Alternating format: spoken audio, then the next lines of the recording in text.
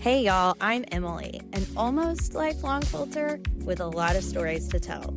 I have loved quilts and talking about them for as long as I can remember, and I'm here to celebrate the tradition of quilting with you. From family heirlooms to thrift store finds, every quilt holds a piece of history and a little piece of a quilter's heart. Join me every other week to get back to your quilting roots. We'll celebrate quilts and the real people who made them, learn a little bit about the history of quilting, and have lots of fun exploring ways to reclaim tradition in a modern world. I'm so glad you're joining me this week here at Patchwork Revival. Hey friends, and welcome to the Patchwork Revival podcast. I'm Emily, your host, and I have a really fun episode today. Well, I think it's fun. I've actually been looking forward to this for a little while now, because this is a historical episode where we're going to explore an aspect of the history of quilting. Before we get started, I have a couple little housekeeping items.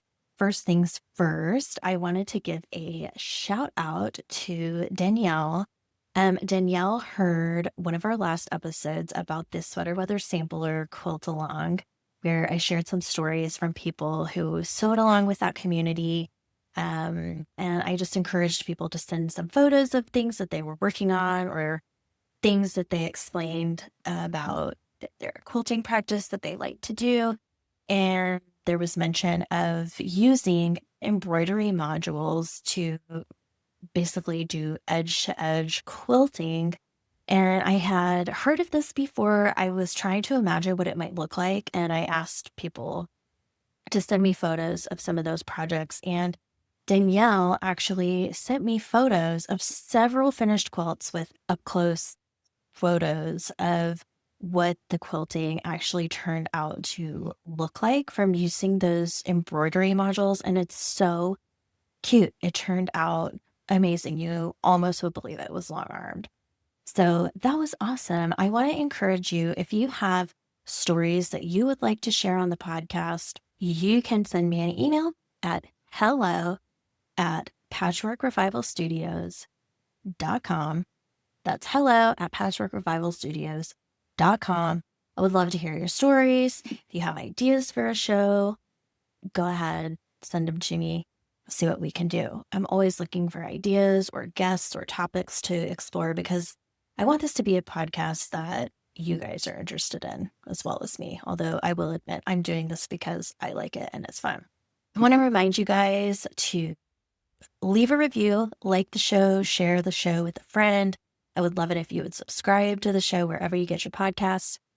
Know that when you leave a review, that is the best way for the internet to show and introduce the podcast to other listeners. So I would be so appreciative if you would just hop down, like, review, subscribe to the show so you don't miss an episode.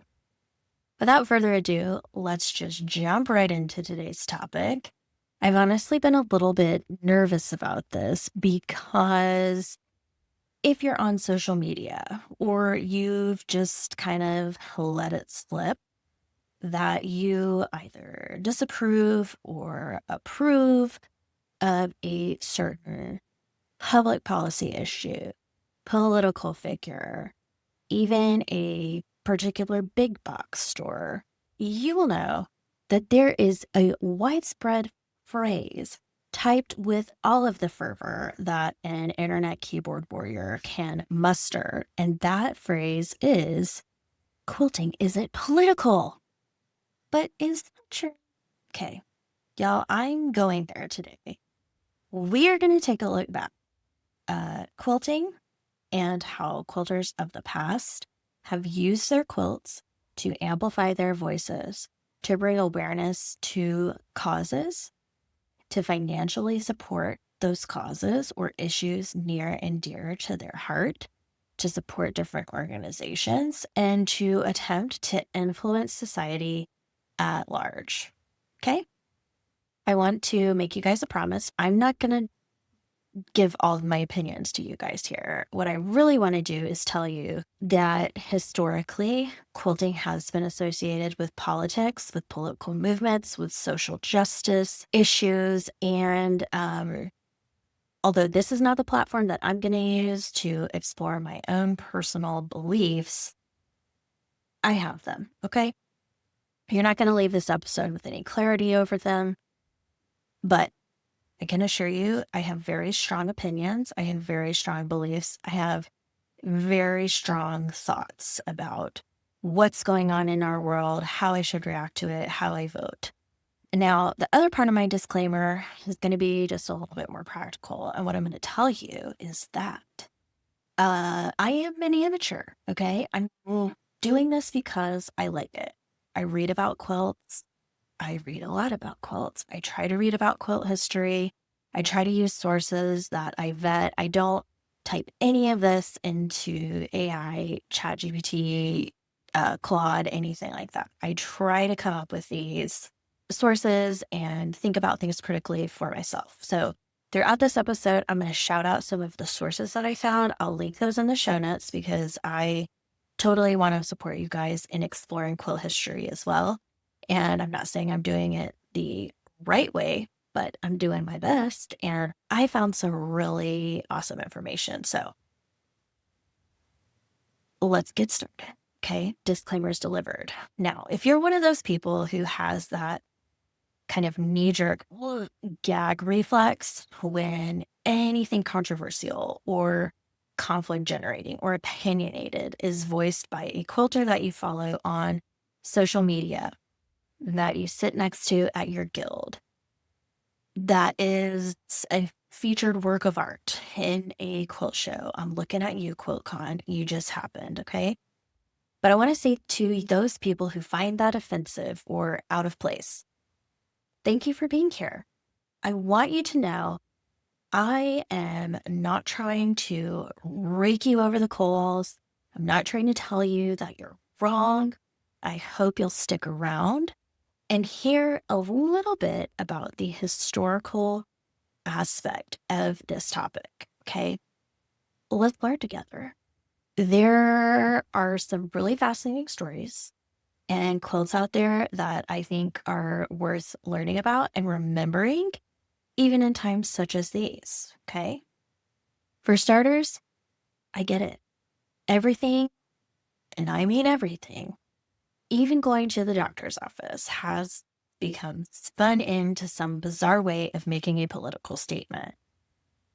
Can't people just get along, go about their day without being labeled a this, a that? I understand. I understand that perspective, okay? We're also coming off of the heels of QuiltCon. And whoop, there were some super vocal, super bold activist quilts that caught the notice of some platforms, even well outside of the quilting world. So, like Brene Brown, for example, was posting quilts from QuiltCon, some of these really passionate activist quilts that were making a statement. A few other, accounts that I personally follow. And I, for one, think it is really, really cool to see the outside world, someone who maybe is not a quilter, maybe they know about quilts, maybe they know nothing about quilts. But I think it's really cool to see the voices of quilters being elevated, amplified, taken seriously. So to lay a little groundwork, I think it's really helpful to start by just defining what is politics. So there's a really basic definition that I found that I really liked. It was from the Cambridge English Dictionary. And it is, I'm going to read it verbatim. The activities of the government, members of lawmaking organizations, or people who try to influence the way a country is governed. Okay? Pretty broad definition. So what I'm going to say before we get started is that means there's some pretty broad applications of politics into our real life or real world. So much of this, I know, is tied up into our identity as humans. I do know that we live in this wild time where if you don't fully adhere to one extreme ideology over another, you are labeled as a lunatic, an enemy, an idiot, On and on it goes, okay? Everyone has an opinion about everything. Everyone is allowed to have opinions about everything. And there are a lot of different ways of expressing it. For a moment, though, I want us to try, really, really, really try to just set that conditioning aside and let's address what's actually bothering us. Because I don't think it's the quilts. My personal knee-jerk reflex when I see someone say, quilting isn't political, leave politics out, quilting is, wow, this person just really doesn't like or agree with what a total stranger is expressing. And that's valid. If you really disagree with a person or a business's values or ideologies or causes that they support, you're allowed to do that. Unfollow them, unsubscribe from their email list, stop supporting their work. I don't know what the answer is, but it's totally fine to remove yourself from their sphere of influence in your social media algorithms. In fact, I really actually don't understand that reflex that I'm unfollowing you, I don't like you comment or message, because the real way to hit them where it hurts in our economic system is to simply stop giving them your money, supporting their business. So, like, I digress. But I do want to say with utmost clarity, it's dismissive and wrong, just flat out wrong, to openly tell another quilter artist what they are and are not allowed to express through their quilting practice. Period. I want to take it a step further. I think it's unwise to be so outspokenly dismissive of centuries of tradition laid by generations of quilters who have gone before us. To outright state quilting is not political is to entirely ignore the historical realities of the tradition in which you are partaking. Because you see, quilting historically has been a way, it remains a way, for quilters to tell their stories. Now, you won't hear about it in history books much because quilting was a place where typically marginalized, oppressed, and ignored communities told their stories, shared their opinions, wrote their own names in historical timeline in a non-traditional way. So remember, like, not all quilters, even historically, were women, but a lot were. Women typically were not landowners. They were not typically afforded an education. They could not even vote in the United States of America until 1920. Women of color, people of color in general, were legally treated as subhuman until the 1960s. And we are still living in a country where policies dictate how institutions interact with people based on skin color. So what do we have to tell us the stories? And what will we have in the future to tell us the stories of how women and other marginalized groups lived during the earliest times of history? We have letters, diaries, and we have quilts. I think the International Quilt Museum says it best on their website. They say to look at the visual qualities of quilts alone, however, is to neglect the complex roots of American quilt making generally and the individual quilt makers' stories specifically. Now, the International Quilt Museum has a fabulous, really interactive website that you can just kind of walk through. I'm going to link this particular kind of presentation and page on their website that I loved and really heavily relied on for a lot of this information in the show notes. I don't really care what you glean from this. If nothing else, please go to that website and just look at some of the quilts and read some of the things, because this is a really broad, all-encompassing kind of concept, and they cover it so well. 10 out of 10 recommend. Please go look that up. So throughout American history, quilters have engaged with their fellow quilters, their communities, even their country through their art. So just stop think about what goes through your own mind when you're making a quilt. I know I've said this several times on different episodes of the podcast, but I mean, truly consider quilting a love language. So when I oftentimes deeply care for someone, when I have knowledge of something that they're going through, like sickness, deployment, moving to a new space, welcoming a new family member, I have an urge to make them a quilt because I can say congrats or thank you for your service, or I can give them a hug. But that doesn't last. When I make a quilt to commemorate a time in my life, someone else's life, I'm stitching that moment, that person into the fabric of history. And I am creating a historical document that will tell people how I feel about them or what was happening at the time that I made a quilt, maybe how I felt. Honestly, it's kind of only natural that there would be this urge or desire for quilters to commemorate something that's happening in their lives. Maybe they want to celebrate. Maybe they want to mark a point in time. Maybe they even want to process what they're feeling through their own works of art and their own creative practice.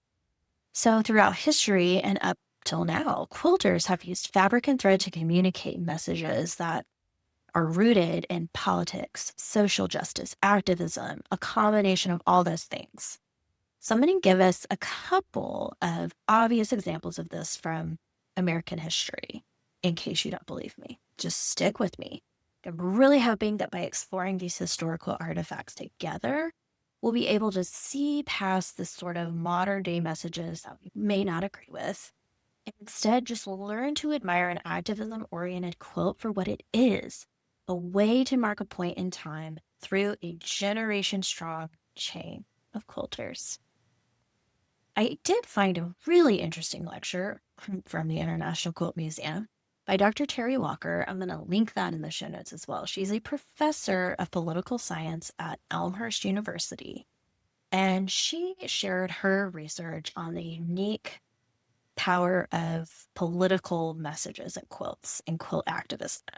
She had this really cool lecture that explored some of the more contemporary activist quilts and presented kind of a framework for how to approach activism quilts. And she recommended sort of the following framework. And this framework is to ask yourself some questions, okay? So number one, how do I feel when I see this quilt? Like, what's my immediate reaction? How do you feel? Immediate reaction when you see the quilt. Then we can ask ourselves, okay, let's evaluate this. Is the message overt? Is it subtle? What is the message of the quilt? Okay, that's important because what if something from far away seems to portray a particular message and then you get up close and you realize maybe it's saying something else? Maybe this artist went a little bit beyond surface level, okay? Also, we know that quilting is a literally multi-layered art. So there's piecing, there's color choice, there's actual quilting. Okay, it's a lot that goes into making a quilt. So let's try to see all of it, the whole thing. Dr. Walker also asks, does the color, the wording, the pattern, or the quilting affect the delivery of the message that the artist is trying to portray? And then we can finally ask ourselves, will this quilt entice me to think differently or to take action? How so? Okay. So I think that's a nice sort of analytical way to approach works of art that are specifically targeting a social issue or some sort of activism. So with this framework, let's hop into our historical exploration of the interaction between politics and quilting. So let's go way back to the 1800s, before the Civil War started. This was a time in the United States when the abolitionist movement began swelling and, you guessed it, made its way into, quote, women's work. So in the United States, women, especially those in the Quaker church, so the religious tradition of the Quakers, became really active in the abolitionist movement. And they did this in a variety of ways, one of which was creating anti-slavery organizations through which they would raise funds in probably many different ways. One of the ways these organizations would earn money is to raffle or use a quilt as a fundraising tool. So in 1836, the earliest known or documented fundraising quilt was sold by the Boston Female Anti-Slavery Society at their anti-slavery fair in December of that year of 1836. You can find pictures of the quilt. I'm going to link, obviously, I'll link photos so you can go look at it. But I'm going to try to describe it to you a little bit. So this quilt is a cradle quilt. That's how they described it, of 8-pointed stars or a sawtooth star, okay? The one star kind of off to the side and towards the center has a center square of the star that contains a poem they believe was written by a Quaker woman, Elizabeth Margaret Chandler. It's written actually in ink on the fabric that's stitched into the quilt, and it's a poem. It says, "Mother, when around your child you clasp your arms in love, and when with grateful joy you raise your eyes to God above, think of the Negro mother when her child is torn away, sold for a little slave. Oh, then for that poor mother pray." I recognize that that has language that I would not typically use of my own volition, but I really felt it was important to quote the actual verbiage of the quilt because I think it is so poignant and it's so emotional. And it's clearly written in words, in language for people to see. So it's made of cottons, prints in reds, blues, pinks, browns, all kind of little florals, green checks. And then there's pink binding and a geometric pattern. And then it's backed with just kind of a white cotton. I don't think they have the actual maker of the quilt, but it's sometimes attributed to an activist called Lydia Maria Child. Don't really know a lot about her. I'm gonna provide a link there, so if you want to look into it further, you can. This also could have been made by a group of women, so I'm not really sure. But this quilt was auctioned at the anti-slavery fair that the women hosted for fundraising purposes. I don't know about the purchaser, but it was clearly a social justice issue being addressed by this quilt, okay? There are other ideas that were used to raise funds where like local businesses or supporters could buy a spot on a signature quilt where basically their name could be embroidered in a spot on the quilt, and then that quilt could be raffled or auctioned off to try to make even more money for fundraising. I have an example of this sort of signature quilt, and it is known as the Hoosier Suffrage Quilt. So this was made sometime before 1920. So 1920, for our U.S. history folks, 1920 is when the 19th Amendment was ratified in the United States Constitution, and it actually allowed women in the United States the universal right to vote. So this particular quilt is sort of a play on the American flag motif. So there's alternating red and white stripes. It's oriented, when you see it in a museum or photograph, vertically. So the stripes are vertical. And then there has a little area of stars on a blue background that actually extends kind of around the border. And in those red and white stripes, there are, according to documents, 300 embroidered names of just like farming, working class families from northwestern Indiana who all contributed small donations to support the making of the quilt, to have their name embroidered on the quilt, and then that quilt was auctioned to raise funds for the women's suffrage movement. There are names on that quilt that we would recognize. Susan B. Anthony. It's a really cool quilt. And interestingly, it looks quite modern. I feel like it would have fit right in at parts of QuiltCon that I've seen, just from photographic kind of looking at it. It's very bold. It's a really cool quilt. And I think it's pretty awesome to know that it was sort of generated from just everyday working people in a particular community that cared about an issue. Oh, and as an aside, there's a note somewhere, okay, that Susan B. Anthony, like a leading women's rights activist, was a quilter. And she actually began giving her first speeches on political rights and quilting bees. So she would show up to quilting bees like as a teenager and start talking about how she believed women should have the right to vote. And actually, it's documented in places that women's rights became a pretty frequent topic of discussion during quilting bees. And I think that makes sense because it was mostly women, women amongst women who could talk about issues that affected women and themselves. So I find that very interesting. Quilting was kind of a safe haven to have discussions about your opinions. Hello? Is everybody grabbing that? Okay. Quilting in a community and sharing your opinions with the quilting community was just commonplace. It was normal. It happened. Okay. The third quilt I want to talk about is a freedom quilt. It's a quilt by a woman named Jessie Telfair of Georgia. She went by Sis, according to one source that I found, but it's a red, white, and blue classics, very bold, that has this large graphic lettering of the word freedom, repeated like 6 times in really large lines, each line separated by kind of a horizontal dashing.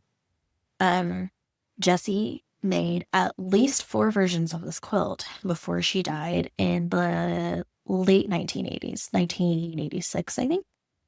And they're actually featured now in multiple fine art museums, including the Smithsonian's National Museum of African American History and Culture. The pattern is actually taken from an issue of the Ladies Art Company.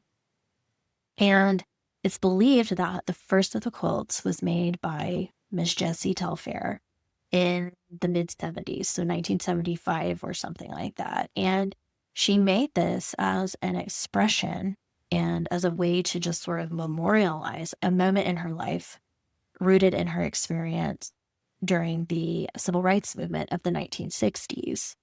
The story goes, she was working in a segregated school as a cook. And of course, this is Georgia. We know that the Civil Rights Act had passed, but we also know that the Jim Crow South was a very real thing. And Georgia was right in the middle of Jim Crow, okay? I'm not singling out Georgia, simply stating a fact, folks. So there were a lot of grassroots initiatives from many different organizations where people would come and try to encourage people to kind of rise up against this sort of systemic oppression and exercise their federally given rights to do things like vote. So the story goes that Jessie and her husband were, encouraged by a group of these folks during their grassroots movements to go register to vote, okay? And they had every right to do this. They were federally guaranteed the right to vote and many other things. But when the Telfairs exercised their rights to register to vote as people in their 50s, their names appeared on the rolls, and Jessie was fired from her job. According to one source about the quilts, basically Jessie was just inspired to kind of work out her grief, her anger at losing her job with her first freedom quilt. And actually, there was a society called the Student Nonviolent Coordinating Committee, and they actually suggested that she make a quilt to sort of process some of this. And there's also her feelings, of rage and anger and sadness. But I think that they also might have suggested quilting as a way, perhaps, for her to make a living, to make some money to survive. During this time, there were many quilting co-ops that popped up to try to mitigate job losses in different communities. And I think one of those was like the G's Bend quilters that we've heard of. Another famous one that I've heard of before is the Freedom Quilting Bee in Alabama. And then obviously many others. So the thought is that Jessie may have been producing multiple versions of the same quilt as a way to make money by selling those quilts as part of a co-op. The fourth quilt I want to talk about brings us into the 1980s in the United States. And this is a big one. You've probably seen it or heard of it before, and it is the AIDS Memorial Quilt. So this one is epic, and it is very, very well known. So well known. And is actually considered to be one of the largest community projects ever. It's a tapestry that has over 50,000 panels, okay, weighs over 54 tons, commemorates over 110,000 lives that were lost to HIV and AIDS. The AIDS epidemic, so I was very young, but I learned a little bit about it, and I'm a physician, so I learned about the AIDS epidemic. And I think it is such a heartbreaking time. In 1981, I think the first case was described, and of course, it was attributed to gay men, only gay men. And then it started spreading to other folks who, had high risk of contracting it, IV drug abusers, hemophiliacs that required frequent and medically necessary blood transfusions. And I think I remember hearing about Ryan White, who was the hemophiliac that contracted AIDS. He was kicked out of school. It took a long time. It took a long time for the healthcare system to be able to impress upon basically the government that we need help. We need funding for research. This is not limited to one population. This is going to ravage the entire population of the United States. By 1990, over 500,000 people were dead of AIDS. And, we're 40 years now into this, and over 700,000, so almost 1 million lives have been lost in the United States alone to AIDS. So horrific situation.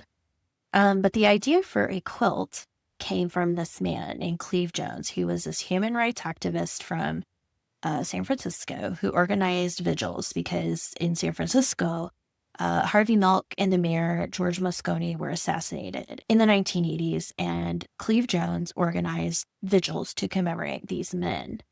And during the 1985 iteration of this vigil, he had learned that there were over 1,000 folks at the time in his local community who had died of AIDS since the epidemic started. So he specifically asked his fellow marchers to just write the names of their friends, loved ones, people they knew who had died of AIDS on plaques or like posters to carry on the march. And then they ended up at the federal building in San Francisco, and they taped those plaques up onto the building. And at this point, I think they noticed that it looked like a patchwork quilt. And then the idea of creating an actual quilt to commemorate AIDS victims was born. That idea was born. So basically, people reacted very quickly and very robustly to the AIDS Memorial Quilt. There were several cities, larger cities were more affected by AIDS, simply from a population standpoint. And they basically, when it was announced, they got so many panels sent to their San Francisco workshop from all of these different cities across the country.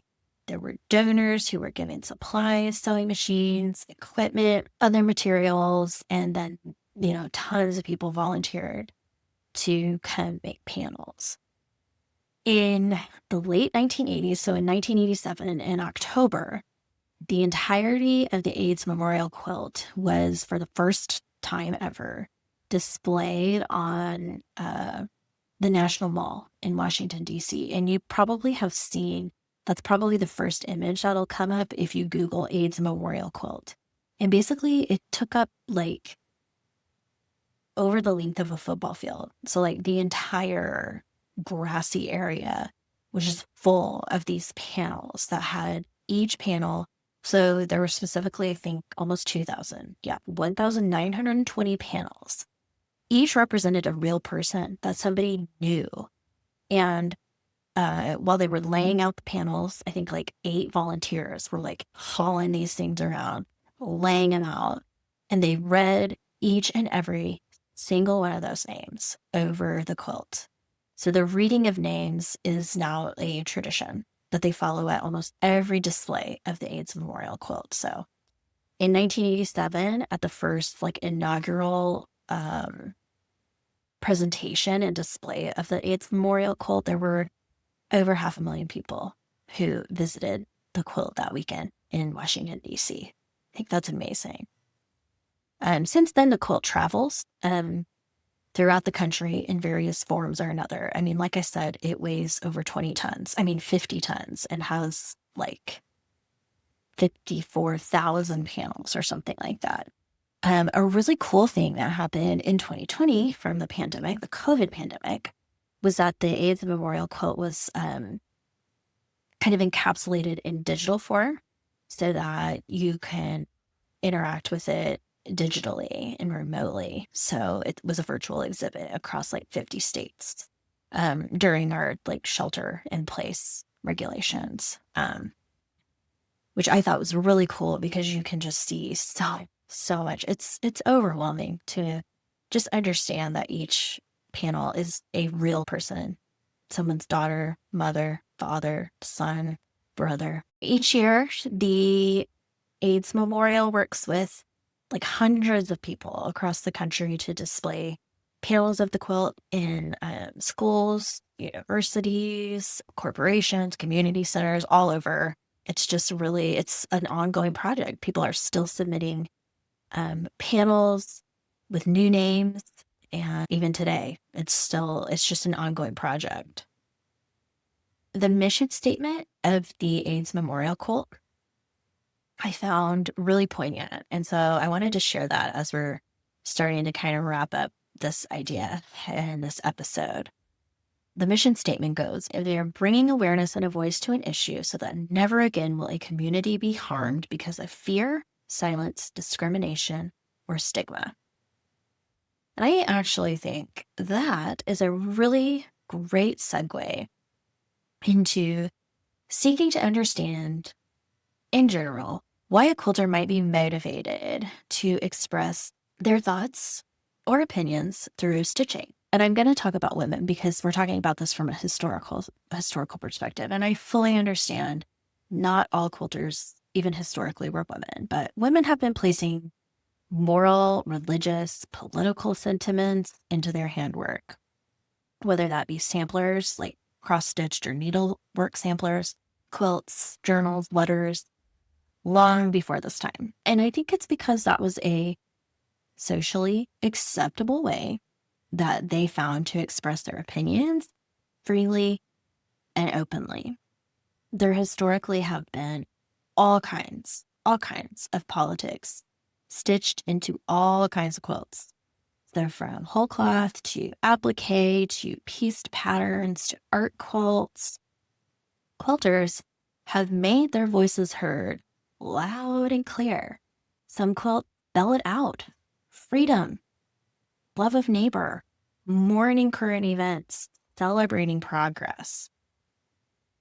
What I do wonder, though, is historically, did these women, these quilters, experience a similar distaste and a similar criticism for including their opinions in their work? Did they feel the need to just stick with quilting and leave politics out of their art? I don't really think so. I really don't. Because still more quilts from history have basically constant political undertones. Think of motifs, patriotism, eagles, laurel wreaths, shields, flags, stars, red, white, and blue, color schemes, patriotic sayings, flag motifs, American flag motifs, even state flag motifs. I mean, I'm from Texas. The Texas flag is everywhere, even in quilts down here. these kind of color schemes, these themes, these motifs celebrating country, politics, government, are widespread and found well throughout all eras of history. Think about a red, white, and blue quilt that was made during the Vietnam era. I mean, that could certainly be interpreted as a statement and may have been intended to make that statement. Other historical quilts have pattern names that indicated support of a conflict, like a war, a political party, even a politician themselves. They may have campaign slogans or a national symbol. Maybe they have blocks that are named things like the Whigs' defeat, the Dolly Madison Star, the Mexican Rose block, and so on. So if you want to take a look at even more resources on sort of partisan pieces and political statements, I suggest you go to the International Quilt Museum. They address this issue in a really holistic and a very broad way from all different angles, activism, anti-slavery, women's suffrage, even like temperance and the Prohibition era. I'm going to include, again, I'm going to tell you, I'm going to include links in the show notes so that you can scroll through just overwhelming numbers of examples of quilters expressing the political atmosphere and their opinions of their era in their quilting. The examples on the page I'm going to link include, things from the 1850s all the way through the 1980s. So I think it's a really great testament to the fact that political beliefs in a just broad sense have informed quilt making for centuries. And that's not going to change. For a few examples of modern kind of activist quilts, I would recommend looking at the Modern Quilt Guild's website, or your favorite maker who may have gone to QuiltCon and might have featured some of those activism quilts. People make these quilts specifically for a show and they were juried into QuiltCon, which is a quilt show put on every year by the Modern Quilt Guild. And they were juried in because they're such just incredible craftsmanship and work. They're really modern, really bold, really punchy.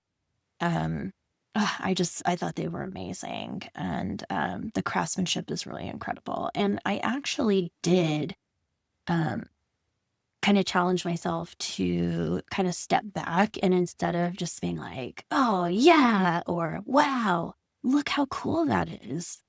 I actually did try to step back and I kind of adopt that framework that we talked about at the beginning of the episode to really try to evaluate the quilt as more than just, a political quilt or an activist quilt, because I wanted to truly try to sit and think and process and appreciate what the maker was trying to communicate to me as a viewer of their art. So my hope with this episode is that this is a springboard for you to take some time to look at quilts of years past, present, and to truly learn how intertwined quilting is to the world around it.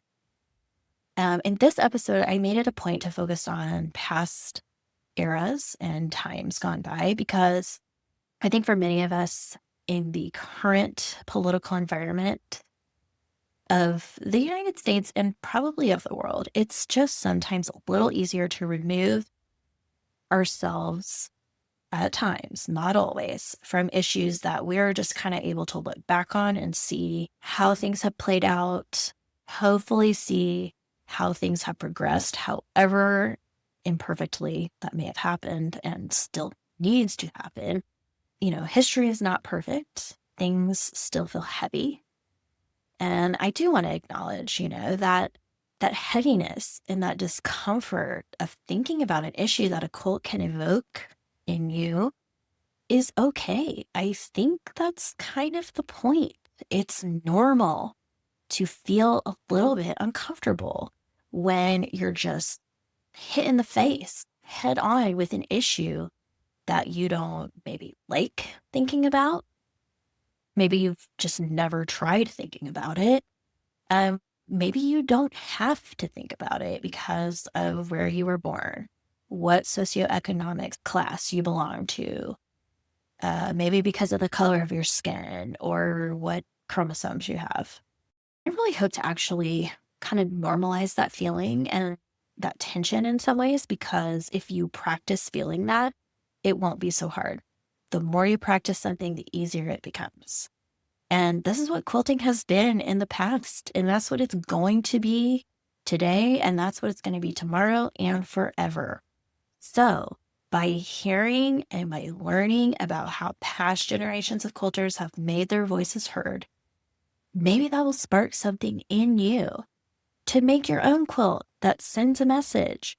Or maybe it will spark something in you to take time to sit, to feel that tension, to challenge the discomfort that may come from looking at quilts with bold, unapologetic messaging, especially now that we've gone through that framework, to use that approach to truly see an artist's message. And now we have this historical lens through which to see that message and to see that practice and to participate in that practice however we choose, and to honor other people's participation in that practice however they choose. So I did want to end this episode by asking a question. Have you ever made a quilt as a form of activism, protest, or as a form of self-expression? But what I decided is actually a better, more unifying question is, have you ever made a quilt that did not reflect your experience and interpretation of the world around you? I know for me, I have never made that kind of quilt. I spend so much time with a needle and with thread and fabric that I can confidently say my quilts hold many, many of my hopes, my dreams, my stories, the stories of others, prayers for the world around me, and they feel like a literal extension of my heart and my soul. And I think we would all be hard-pressed to find a quilter who can look with complete indifference on a quilt that they made and claim that it has just no message to send out into the world. Because even if it's an unspoken message, it's still there, written in thousands of stitches, and its voice is worthy of being heard. So if you've stuck with me throughout this whole discussion, thank you so much for being here. That's it for this episode. Hopefully I was able to kind of inspire you to look at all of the different layers of all different kinds of quilts, to kind of set ego aside and to remember that this is about more than the quilts. This is about the people who made them. We are all connected to quilters, current, past, present. We are a community of makers. We are a community celebrating one common craft, one common art, and everybody's voice belongs, and it belongs in any way that they choose to express it. You don't have to love it. You don't have to agree with it, but you kind of do have to put up with it, because that's just what quilting is. So thanks for being here. Thanks for being part of my quilting community. Don't forget to like the show, leave a review. I would love that so much if you would leave a review, because that's how the show gets shown to other people. Let's keep creating an amazing community here at Patchwork Revival. I'll see you next time. Bye, y'all. Well, that's it for this episode of Patchwork Revival. I loved having you here with me talking all things quilty. Don't forget to subscribe to the show and leave a rave review. Also, be sure to jump down to the show notes to find links for this episode, as well as the link to my shop where you can enjoy 15% off as a podcast listener with code REVIVAL. Remember that the Patchwork Revival podcast is here to celebrate the connection made in the quilts we love. I'll see you next time.